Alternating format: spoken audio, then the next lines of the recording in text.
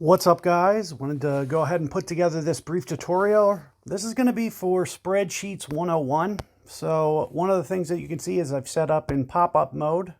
I set up a spreadsheet that you can open and close. We're also going to be utilizing the Guide for Ultimate Golf, which is a free app. So there's Excel.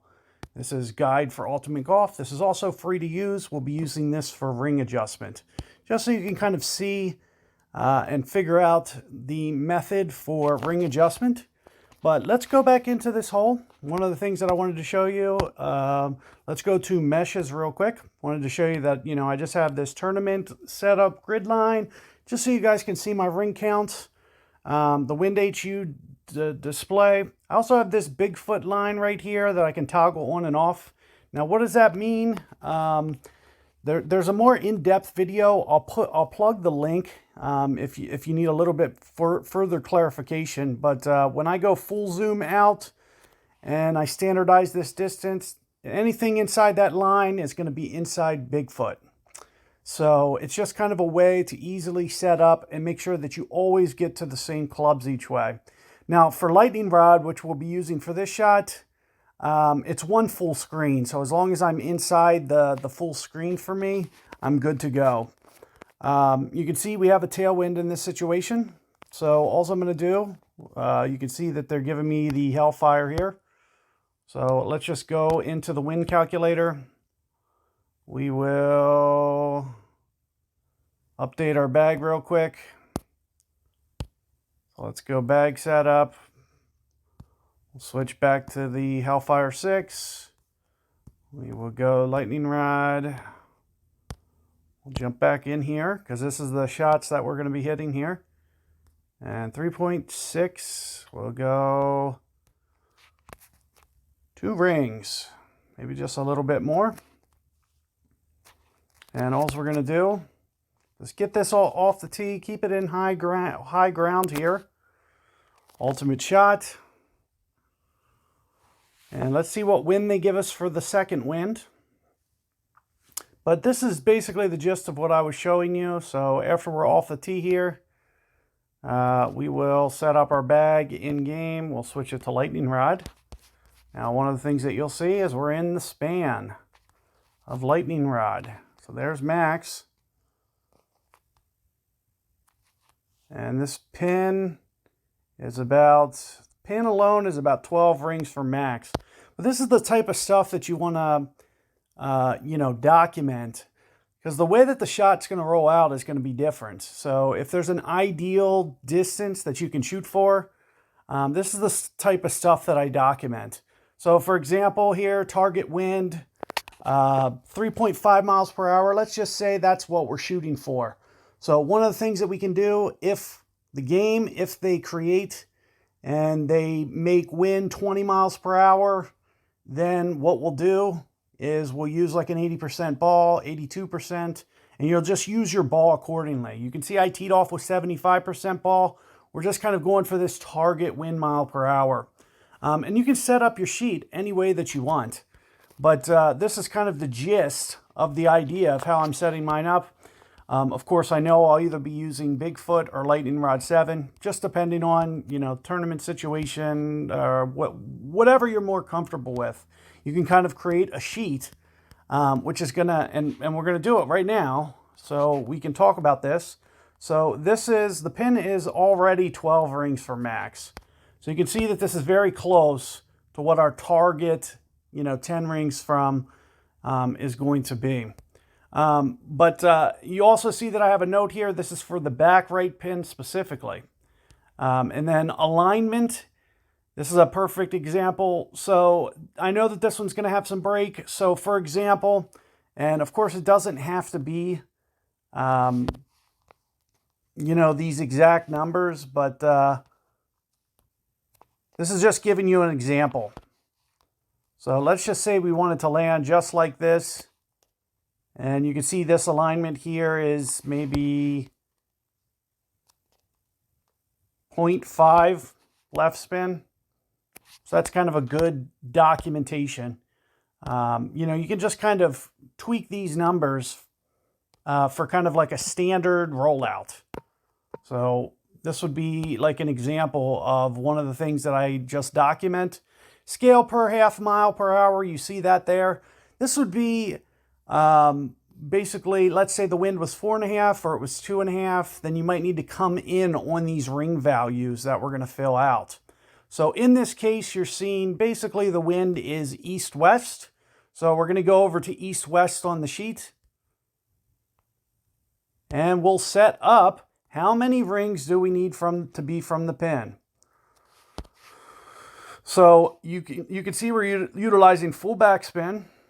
And we're setting up the guide kind of right through the hole, maybe just a little bit short. So how many rings from the pin is this? So one of the things that you'll need to do is you have to start right at the pin. And then we'll pull down until we're happy and satisfied. What is that? 9.5 in this case. 9.5, and it still might not be enough.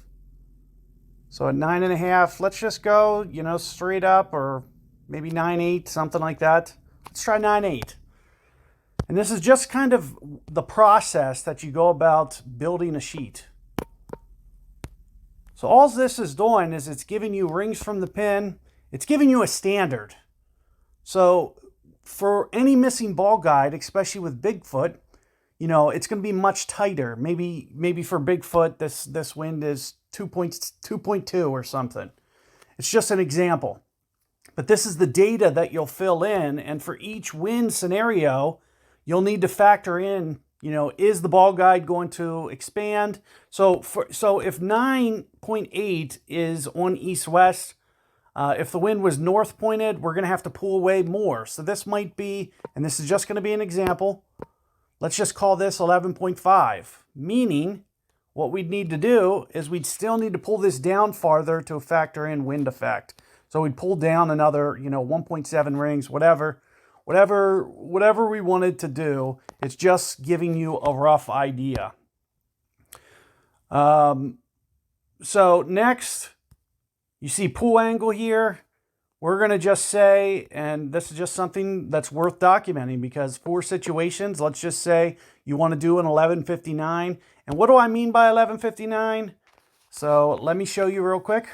Just so for instance, this is going to be considered 12 north. So you can see we're right at 12 north. And in this case, let's slide it over like this. You can see I'm sliding it just barely. And now this would be like a 1201. So you see I've slid the direction. Now I'm sliding it the other way. This is like 1159. So this is just one of those things that you can document. And in this case, maybe since we're pulling off the green, maybe we could even do a 1201 or an 1159. Why would you do that? For instance, because if I'm pulling down into the sand, maybe I want to keep the target a little bit longer. So it'll just be, let's say I did a 1201 here. And that way, every time I come to play this hole, we'll just do a 1201 every time, because for this pin, we're going to be always pulling off into the sand, so we can just document it and just kind of show what we're doing. You can see ball guide straight through the hole. We have it exactly set up the way that we have on our sheet. What else do we need? Spins. Is there going to be extraneous spin we're going to do? I'm going to say none for this. Other than I can just put 4 back, full back or full back spin. Let's just go 0 side spin, or the standard, whatever the standard is. You see, I with my alignment, I put for the overall this hole, the main starting point is going to be 0.5. So if I'm not going to do side spin, we'll just put 0 side spin. Or, if I needed to counter this wind and I wanted to do a spot adjustment, perfect example of this. If I wanted to do a spot adjustment, maybe I'd go 1 right spin to counter this 3.5 wind. Or let's call it, maybe even 0.8. And it's just an example. Now, I'm going to do overplay, so I'm not even going to worry about this. I'm not going to do a spot adjustment on this. So we're going to do a little bit of an overplay here. So instead of doing the spot adjustment, we're not going to do this. We're We're not going to change our spin from 0.5, another 0.8. We're not going to change it because we're just going to do an overplay for this hole. And ring standard down here, this is basically just, you know, some kind of standard that we're going to assign for this shot. You know, for our adjustment. It's just like additional notes that you can put in. But let's just go ahead and just see what the guide's telling me. And of course we were, how many? So the pin was 12, and then we pulled down another 9. What is that? 20, 21 for max, something like that. Somewhere around this. So this is 866. This is the standard off of this 8.6. So let's say in this case, we're not going to go the full 8.6. But this is a perfect example. So let's just go the 8.66, and then we can create the standard afterwards. Because I think it's going to be very close to this number, maybe a hair light. So maybe, and this is a perfect example, let's just do this. We'll do the ring standard for this one, and we'll just say minus 0.1, for example. Got to get rid of that eagle, and we're going to do minus 0.1. You can do minus plus. Since we're going to be pulling off the ground, this is whatever the app gives me. So here it says 866. We're going to go 856. And if this is wrong, then we'll just make a tweak. But this is basically how you're going to build your sheets for all these holes. This is what the top guys are doing. So this is like that would be kind of like the why as to why you would do this. And we're just going to be, you know, kind of precise with our pull, a little bit beyond, as you can see. Make sure that that target is exactly where we want it. Maybe just a little bit north. And you can see I'm not quite in the bunker in this shot. But let's just go ahead and shoot this. And, you know, hopefully it goes in, but if it doesn't, this is where you make the tweaks. So as you can see, I should have just, so this is the perfect example. We can make notes, we can alter this note so that we can say that this was probably, so rings from pin, this was still too tight on the pin. So we'll just go modify this. So this way, when we come back and play it the next time, we know, let's just pull one more ring down on this wind. We'll keep the same pull angle. I like the pull angle. With this ring standard, let's just go and we'll change this to 0.00. We'll just change this to a 0 in this case. Because as you can see, pulling off the green there did nothing to the adjustment. We underpulled, so we should have maybe even, we could even maybe move this to the opposite direction as like a wind effect thing. So if we wanted to do overplay, we could do maybe 0.1 rings more next time, or maybe even just a little bit more than this. We can call it plus 0.15. And what this does is it just sets you up for next time. So anytime that you have this wind direction, and as long as you can keep it close to the target, let's keep in mind, let's say we don't keep it to the target though. This scale factor is going to help you. So scale per half mile, let's say the wind was 4, we're just going to over adjust by a certain scale factor. And that's what you'll need to start documenting as well. Because what you'll see for that same wind is more wind is going to be more wind effect. So you're going to want to know if the wind changes a half a mile, you want to go this many more rings, for example. And it's just a guideline. It's something I'm just kind of auto default filling in here. But basically, this is what you're going to do for every wind direction, and you just fill this out. For every pin that you come across, is you'll just build a data library. And the purpose of this is, why should you care or why should you do this? This is basically what is giving the guys at the top the competitive edge. I don't care if you want to do it or don't, or you have negative views about guys who do this. If you don't do it, other guys are going to. So, take your game as far as you want. If this is something you don't care about, totally fine. But if you really want to elevate your game, keep in mind, this is the pretty much standard for this type of stuff that you're going to want to be documenting on all your shots, all your different wind directions. And it's going to be easiest to do this once your clubs stop leveling up, very erratically. You can see my clubs, I'm at, a lot of max clubs on this, so I'm not going to have a lot of changes. So that's a good time to really start putting together the spreadsheets. Let's just say, you're, on a 5 for this club or whatever. Kind of take it with a grain of salt, because that the values are going to all change. So keep that in mind. But like I said, you can kind of utilize these sheets. And, your sheet doesn't have to look exactly like mine. I'm sure, a lot of these guys, they probably have a different layout, different setup. But this is the gist of what they're doing. And one of the things that I just wanted to talk about here, north-northeast, north-northwest, let's just say those are considered equivalent winds. And what do I mean by that? Let's see if I can just pop open another note sheet real quick. So I'll just create a note for you guys real quick.